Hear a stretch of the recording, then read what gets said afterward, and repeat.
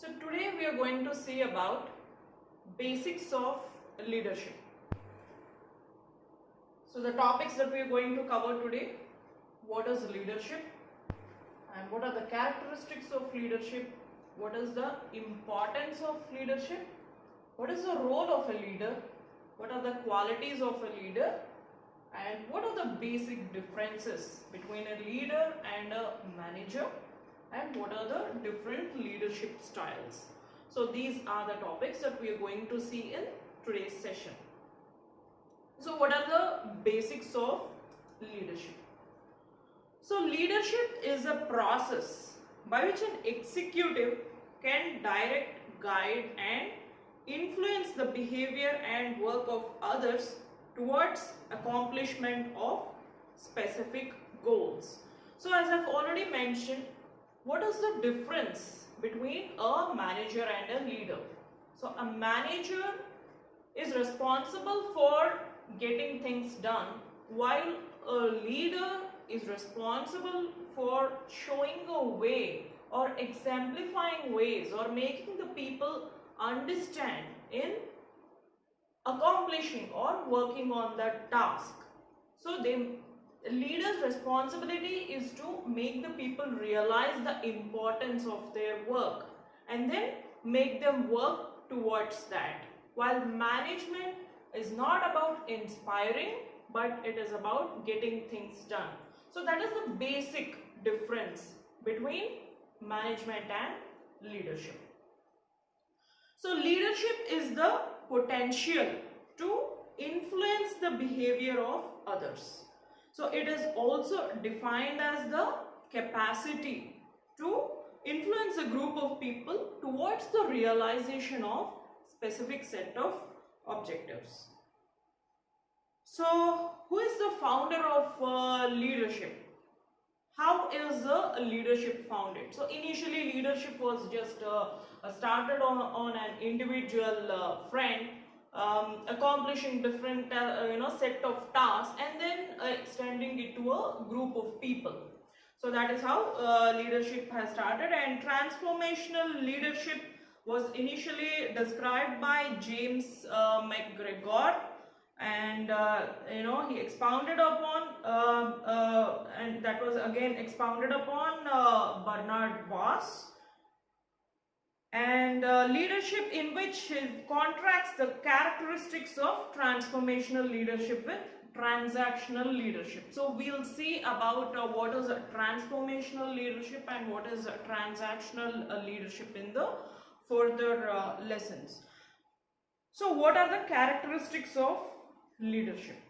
So leadership is basically interpersonal process in which a manager tends to influence and guide the people towards accomplishing a task.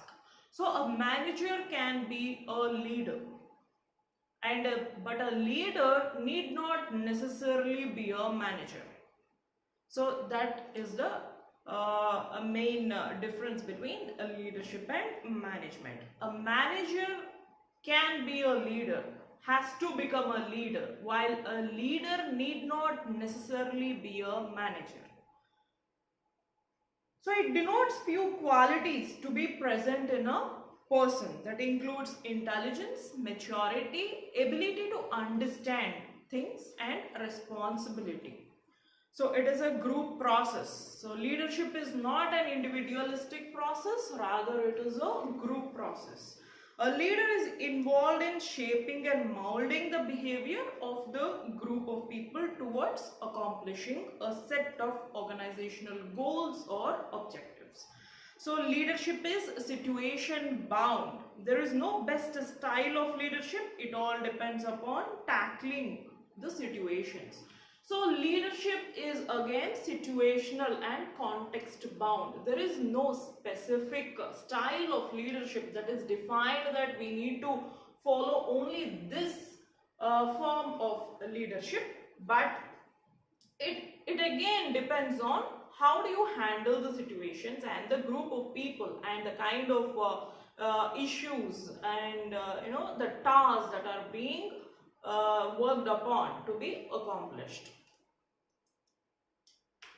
So how did the leadership begin? Leadership initially began as a one-dimensional internal and individualistic process in which only a leader's personality, traits or behaviors were considered. The dyadic relationships evolved as the leader's interaction with others, which were to be considered. So initially it evolved as a one-dimensional individualistic process rather, and after that it expanded into a dyadic relationships that evolve with the leader's interactions with others. So what is the importance of leadership?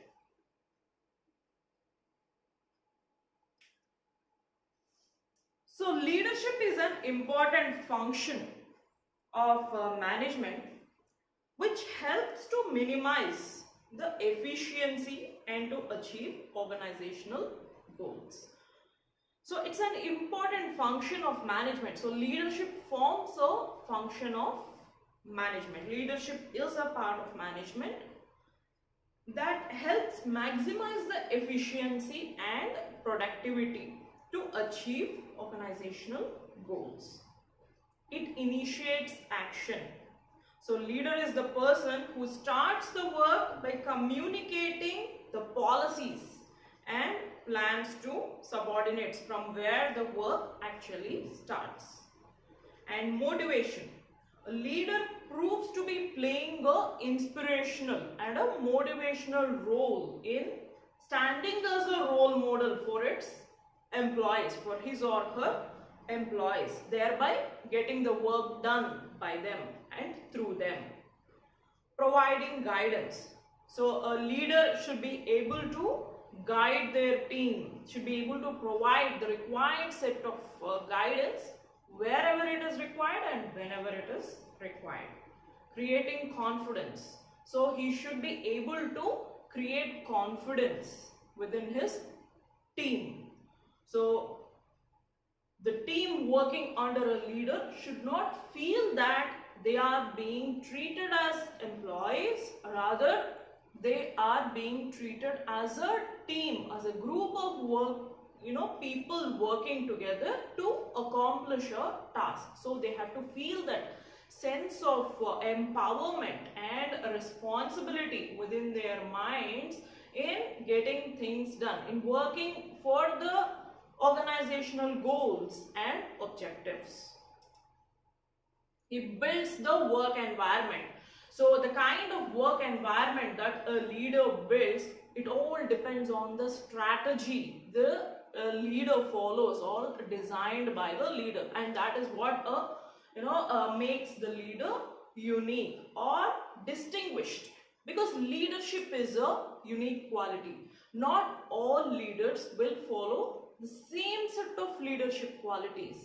So leadership is unique in its nature. So every leader is different. So is every leader's leadership style. And coordination. Coordination can be achieved through reconciling personal interests with the organizational goals. So a leader is the person who also takes care of the personal issues along with the project defined or the organization defined objectives.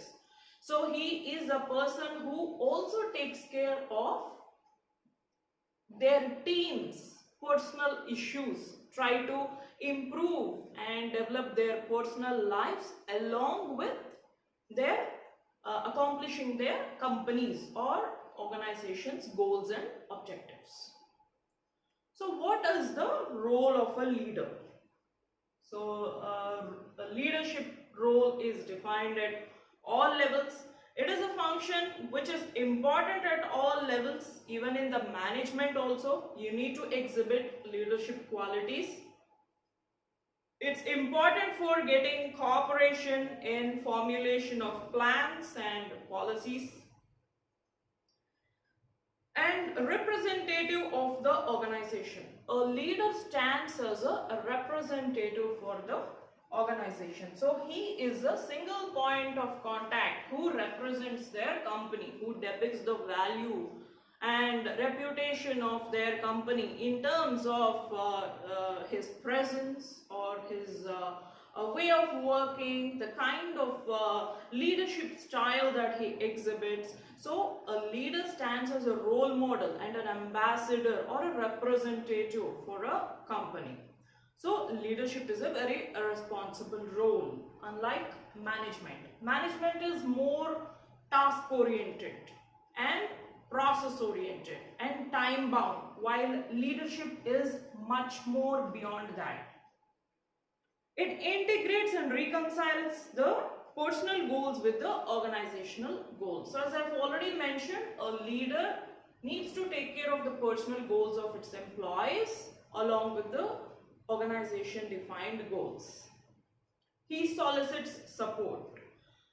So he is a person who entertains and invites support and cooperation of subordinates. So wherever it is required, he needs to take the guidance of his team. He should be open-minded. He should not follow the dictatorship style wherein the team just follows what a leader says. So he has to inculcate or inspire the team to follow him rather than rule the team to follow him. So it is basically not only task oriented. A leader cannot show the qualities of a boss. A boss tells the team what to do and gets things done, while a manager manages the team how to do, when to do and what to do, and will get things done. While a leader inspires the team, exemplifies the team, takes out the real-time examples, the real-life scenarios and explains it to the team and makes the team understand in getting things done. So that is the basic difference between a boss, manager and a leader. So these topics are covered in my book Unique Thinking also, where unique thinking can be applicable in the professional context. How unique thinking is applied for managing a group of teams, and what makes the basic difference between a boss, a manager and a leader.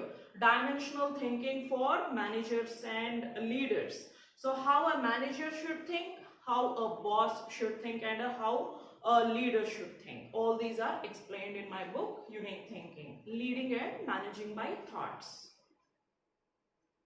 As a friend, philosopher and guide. So a leader should behave like a friend, a philosopher and a guide to its team. So the team should feel like working under him, working with him, working along him and getting things done.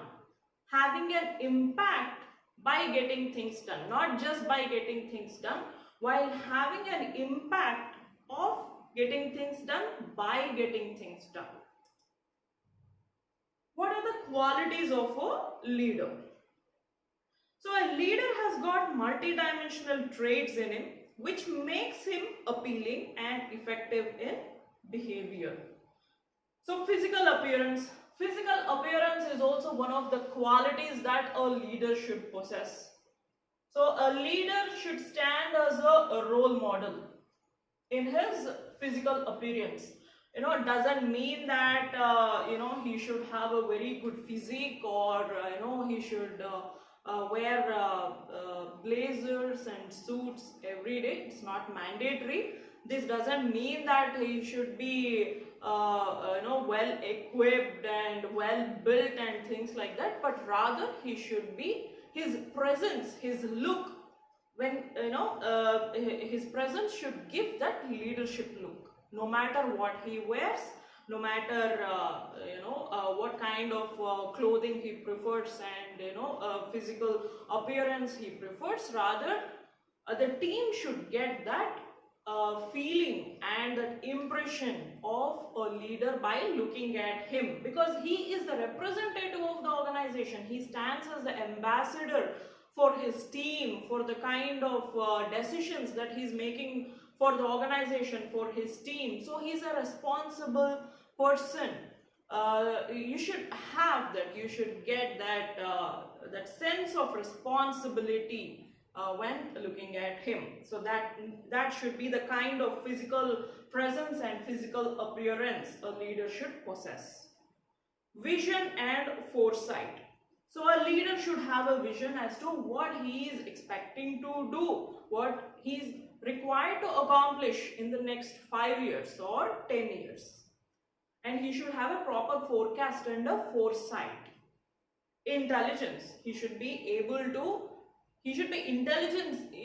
intelligent enough to understand what is happening and what are the kinds of problems that are coming across and what is the resolution for that. And what are the responsibilities, roles and responsibilities and accountability. You should have that RACI kind of a matrix wherein he will be able to delegate the work effectively and efficiently within his team.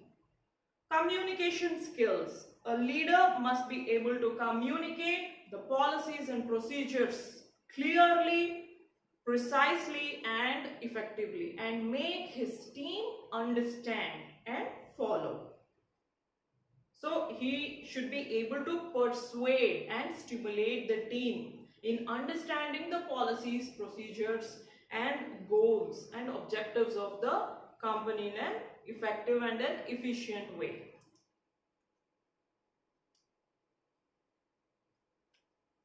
And he should have proper knowledge of work. He should have the sense of responsibility. He should be self-confident and should have the willpower. He should be a humanist. He should give importance to the people working for him. He should be empathetic. He should have that sensibility towards people's problems and come up with the resolutions of the problems, whether it's personal or professional. That is what makes him a leader in a way that the issues get resolved. So what are the differences between a manager and a leader? As I have mentioned, there are basic differences and considerable differences between a manager and a leader. So as LinkedIn CEO Jeff Weiner says, a manager tells what to do and a leader inspires them to do. So this is one very good quote that I have taken from the LinkedIn chairman Jeff Weiner.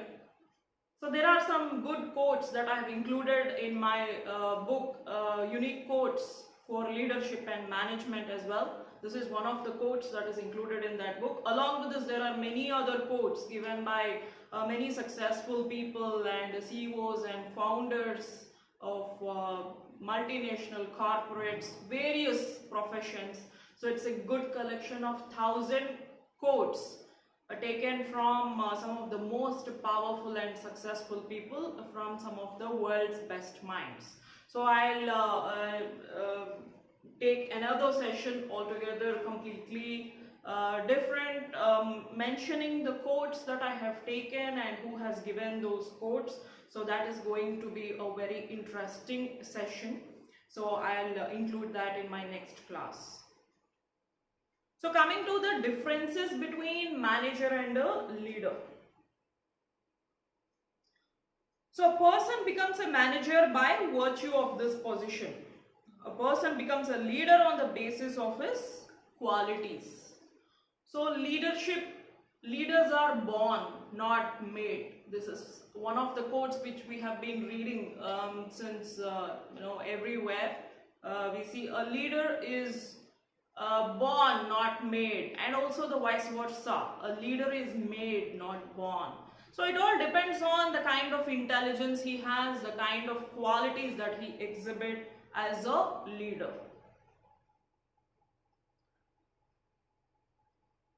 Manager has got the formal rights in an organization, while the leaders are not eligible to having any rights. So there is no such thing like defined rights or terms and conditions for a leader. While a leader is not need not specifically be very process oriented, while management is something to do with the process. A manager should be process oriented. Like he need to follow the management process areas, knowledge areas defined by the PMP. He needs to complete the certification, PMP certification defined by the project management institute, project management body of knowledge. So he needs to follow a set of theories, theoretical knowledge. He needs to process, understand the process for becoming and being a good manager. While leadership is not like that. Leadership doesn't have, though he needs to understand different types of leadership, different categories and styles of leadership, and he needs to have in-depth knowledge about leadership, but there is no such thing like a certification of becoming a leader. A leader should only have these qualities. There is no such thing like that. So leadership is always innovative and out of box thinking and in box thinking. So that is what is also mentioned in unique thinking, dimensional thinking for managers and leaders. How a manager should think and how a leader should think, and how can he fine tune his thought process in exhibiting his unique thinking capabilities in standing distinguished among a group of people or a group of leaders. What is his uniqueness quotient as a leader? How he is a unique leader. Followers. The subordinates are the followers of the managers. So manager will have a team, entire team will follow him, while a leader also will have a team, but the expectation of a leader is not his team to follow him, rather inspire his team to follow him. So if you remember, if you exactly understand the difference, it is like making the people understand and recognize the importance of following a leader rather than making people follow a leader or a manager. So that is what is called management. This is what is called leadership. A manager is very essential to a concern. A leader is required to create cordial relation between the person working in and for organization. So a manager is required to solve the problems of his team, while a leader should have that kind of rapport and relationship within his team, within and outside his team, to understand his team's pros and cons, good qualities and improvement areas, and how can he help his team as a leader in developing and growing. Stability, it's more stable. Leadership is temporary. So management, as I've mentioned, it is very specific process oriented, while leadership is not like that. Well, all managers are leaders, but all leaders are not managers. And manager is accountable for self and subordinates' behavior and performance. Leaders have no well-defined accountability. So managers are accountable for their team's performance, while leaders are not exactly accountable for their team's performance. Rather, they are accountable for growing their team, and at the end of the day, accountable for their team's performance. It's not just the accountability based on their work, it is also the responsibility of the accountability. That is the basic difference. Concern, a manager's concern is organizational goals, a leader's concern is group goals and members' satisfaction. So a leader's concern is more beyond achievement of goals. He needs to ensure that the people working with him will have an impact on within the organization and outside the organization, on the society. So he needs to ensure that they have that impact with the work that they are doing and by the work that they are doing.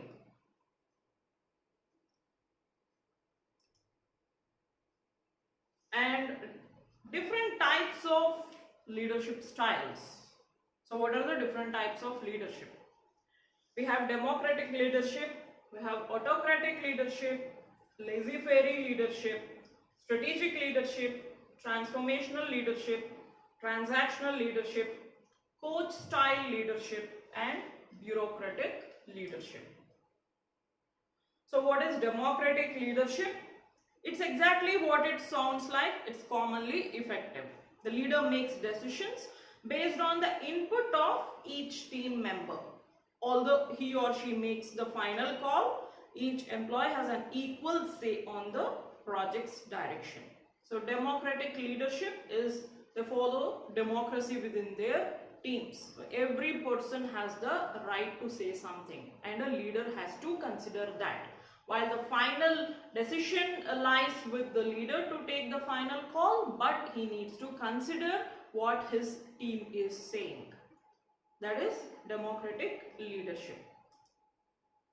Autocratic leadership. Leader makes the decisions without taking input from anyone who reports to him.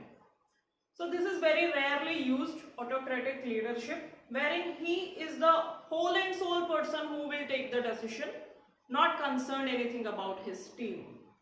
This is very rarely used because what is suggested is you need to have good rapport within your team, with your team, and have that discussion, understanding, and takes the inputs from your team. Laissez-faire leadership. It's the least intrusive form of leadership. So laissez-faire means let them do. And leaders who embrace this afford nearly all authority to its employees. So in laissez-faire leadership, the leader will give space and allow its team to do whatever they want, work however they want. So he will give that leverage of getting things done. And this is what is called empowerment of the team, and this is very advisable because once the person feels really empowered and accountable, the kind of work that he will deliver without anybody asking him to do that way is outstanding. So this is a proven example. That's why nowadays the empowerment within the teams is being suggested to give that space and accountability and responsibility for the people to work on their own for getting things done. Strategic leadership. It's an intersection between a company's main operations and its growth opportunities. So strategic leadership is all about alignment of the organizational goals with your specified set of objectives to make sure that the work is being done in a way that is fair, transparent, accountable, responsible, and impactful. Transformational leadership is always transforming and improving upon the company's conventions.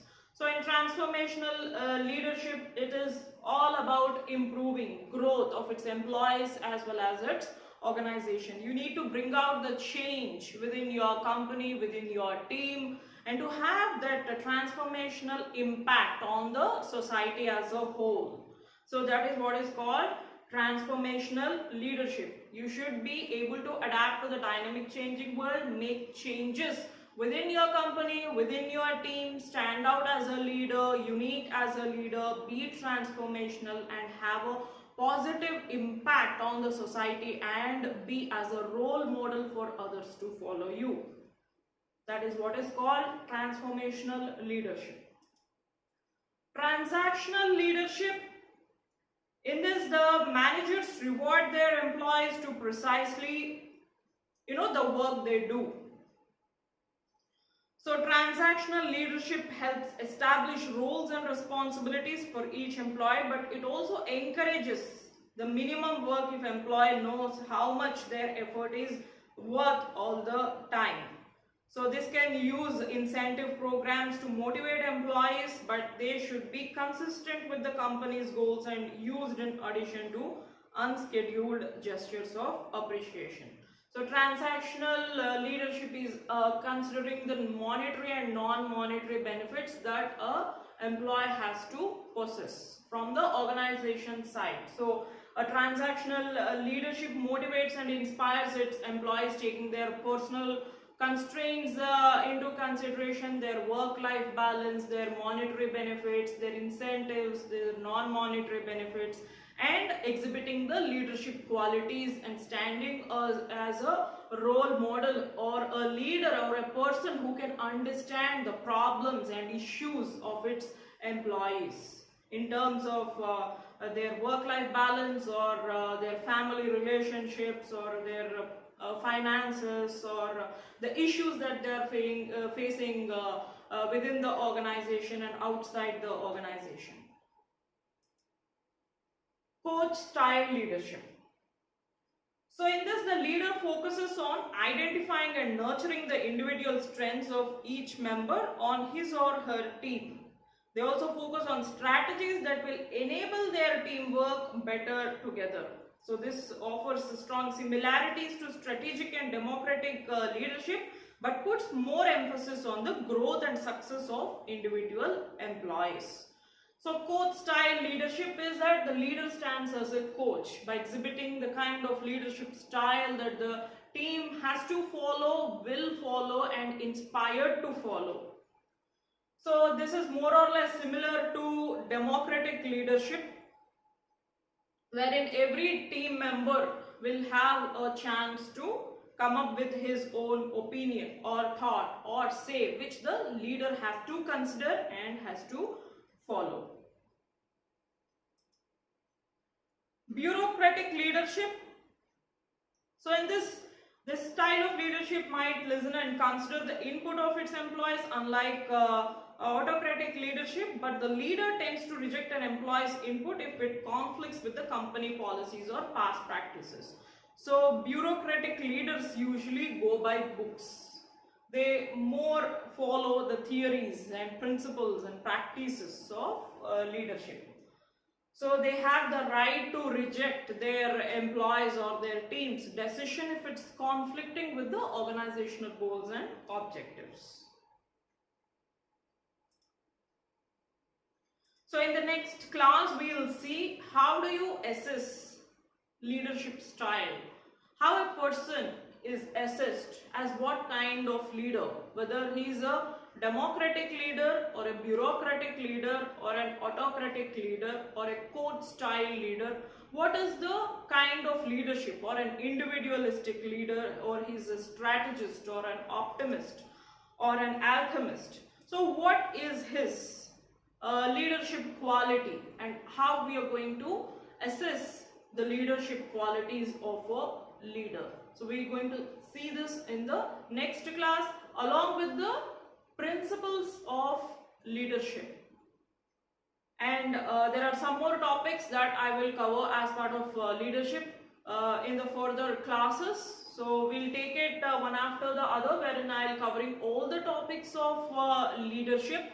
Along with that, we'll also learn how to use unique thinking and thought process for improving and fine-tuning our mind and thoughts to become a good manager and a good leader. So we'll see these topics in the further classes.